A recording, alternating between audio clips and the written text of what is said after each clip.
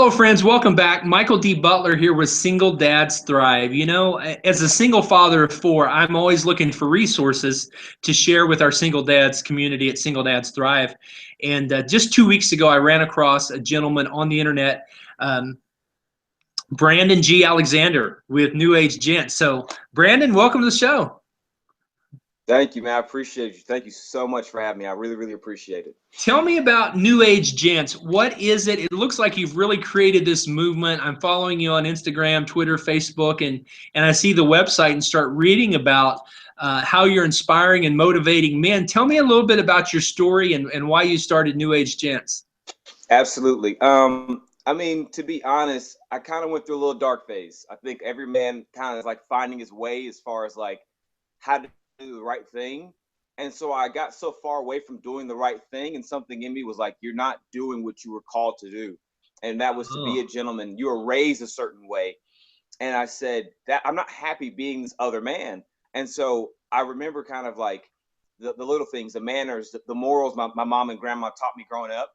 And I was like, you know what? More men need this, especially now more than ever, with all the distractions and everything going on in the world.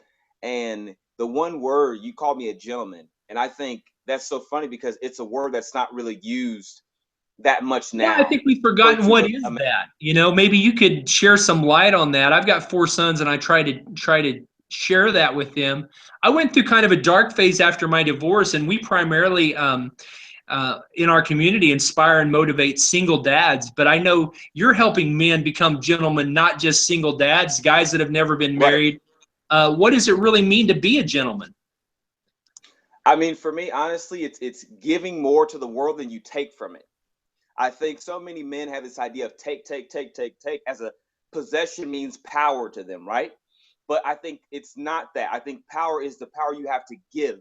How much are you giving to the world? How much are you giving to your sons? How much are you giving to your community? How much are you giving to your wife? But not out of a sense of obligation, but out of a sense of love and kindness and a genuineness in your heart.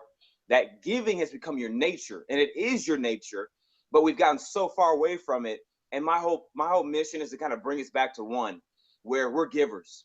You know, I believe God, when he gave Adam things, he gave that freely to Adam. He gave Adam the authority to name the animals and to do this, to have this job. He gave freely. And so then Adam gave freely. And therefore, I think we got to get back to one where we just give freely because there's so much love and life in that. You know, I like how you empower men, Brandon, because we see that with people. You know, maybe it's a celebrity, maybe it's a rapper, maybe it's a thug that takes power and authority too far to hurt people, right? Right. But Absolutely. when a man goes through a divorce, or when a man goes through a bankruptcy, or loses a job, or loses a girlfriend, all of a sudden our sense of identity and our equilibrium gets so shook up that we Right. strike out in anger or in fear, and we hurt other people. And we don't always intend to do that. I like what you said about the voice inside. When you were going through your dark time, you had this voice inside. What would you Right. say to a guy that's so lost? He's not hearing God's voice on the inside. How can we shake that person, reach that man, and help that man that has totally lost his way, where you had the wherewithal from your grandmother and mother teaching you to listen to Right. your inner voice? What about somebody that hasn't had that teaching? I was fortunate too to have that teaching growing up. What would you say to a guy that's totally lost? I think you've got to get quiet. You've got to get quiet. You've got to get still. And because if you keep going and going and going and going and going and going and going, all you're doing is piling on distraction on top of distraction on top of distraction on top of distraction. And what happens to that voice on the inside? It gets quieter and quieter and quieter. So to you, if you're lost, get quiet, get still, find some place in your life where you can go read a book for an hour, go sit by a lake, go for a walk. In that quiet, still place, that voice of truth will speak to you louder than ever. So listen to that voice of truth. Whether you believe in God or not, we all have a moral compass that has a true north, right? Would you agree, Mike? Oh, absolutely, We all have a absolutely. true north, right? And that true north goes back to the source. So the source is love. So once you get still, you remove the distractions, you find your true north, you'll find love, you'll find peace, and you'll get back on track to the path that was selected and created just for you.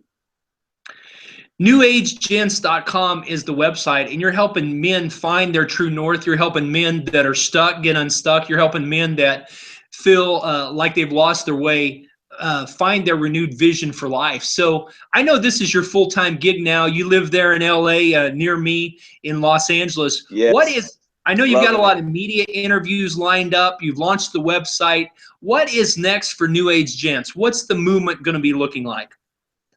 The movement's looking like it's moving from something that's just a social media platform to a physical space.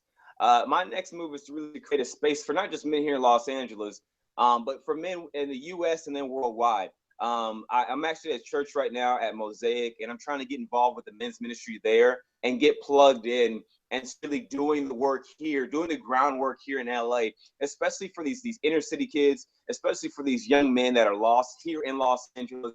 I want to go into the gang neighborhoods. I want to go there. I want to show them that you can have love. You don't have to go into a gang to find family and community.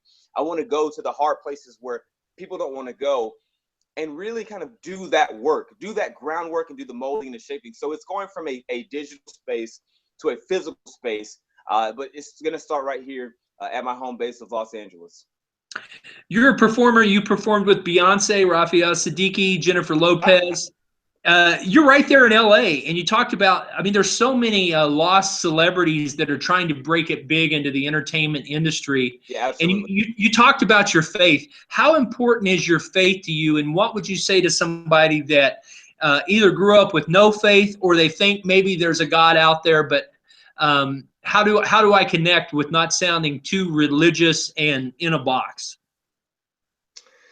You know, honestly, I think when you just live your true life as a Christian, as and not pushing it on people, they'll want to have what you have.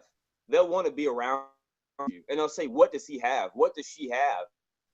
And I think, for me, that's kind of as a Christian and anyone that's a Christian listening, just live your life by example, and people will be drawn to you. I think that's the best way to be a fisher is to wait and let the fish come to you.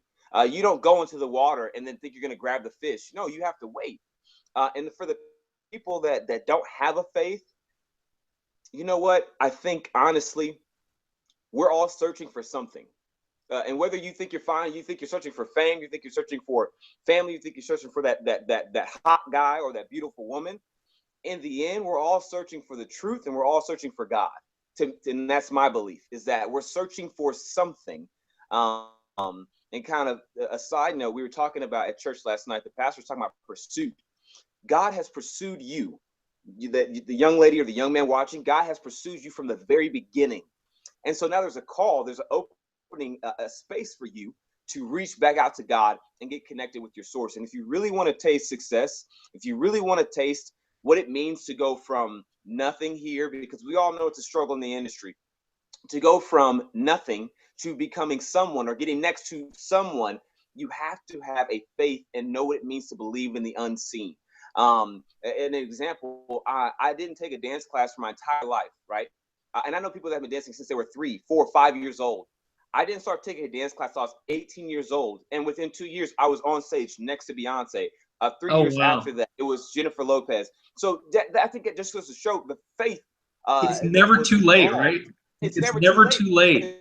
it's never too late because God's never too late. And I think that's the important thing, is because God is always on time. So whether you're 25, 35, 45, 55, if you have a dream and you put that faith into action, I promise you it'll be realized in the right time. You talk about on your website and in your blog post the absence of a father and how God being your father. Talk a little bit about that, because a lot of the men in my Single Dads Thrive group, and I know a lot of the men that you mentor, they just didn't have a father. How do you overcome that? Forgiveness. Let's just start there. Forgiveness. And now that might sound kind of like forgiveness is it's easier said than done. I think Absolutely. for me, forgiveness was that part of, do you want to still love the person when you feel like they were unlovable, and then will you love yourself when you feel like when you felt like you were unlovable? That's the whole that's the problem with being a child that didn't have a father figure in your life. You feel unwanted, and then you wonder, why do you feel unwanted? So really, you got to forgive that person, then forgive yourself, and then move from that place. And honestly, you have to look for the good in life. Mike, I'm sure you've been not just a voice, but to any young man that's come across your path, or any grown man that's come across your path that felt like they didn't have a father.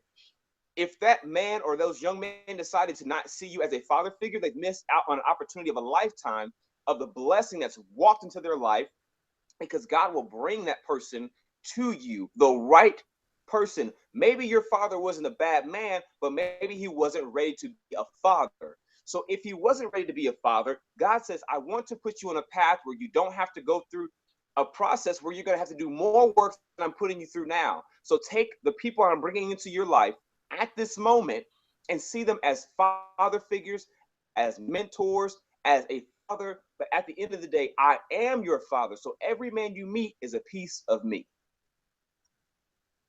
Brandon, that is so well said. And I think it's Psalms 27:10 that says, when your father and mother forsake you, the Lord will take you up. And I know so many successful men in leadership and in business today that are doing well because they've learned how to find their father as God, but also to find a mentor that they can work with and a coach. Somebody like you, somebody like the men in my group that can help mentor, coach, and lead. And, you know, I want to catch up with you again soon. It's amazing how the internet brings us together. We live not too far apart in LA, but it was actually through human friends. Somebody commented on your website launch. And I want to encourage you to follow Brandon at newagegents.com. Some exciting stuff. We're going to be catching up with you soon within the next month or so, because I know this thing's really taken off. We've got Father's Day coming up.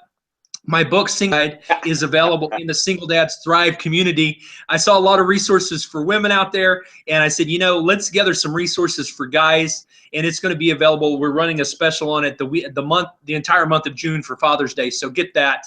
Stay tuned to Single Dads Thrive. We're going to be featuring this video interview and others. So, Brandon, thanks for stopping by. I know you're very busy, working hard in Hollywood there and making the dreams happen for a lot of people.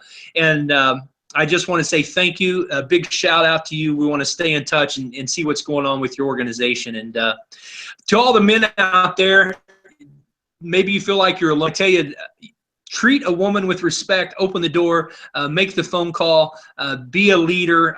Brandon is one of these great leaders out there that's leading young men and men of all ages to Christ, but also in their walk of success in business. So, Brandon, thanks so much. And appreciate you for stopping in. I know you're a very busy guy, so thanks for taking time out of your busy schedule to be with us. And stay tuned for more at singledadsthrive.com.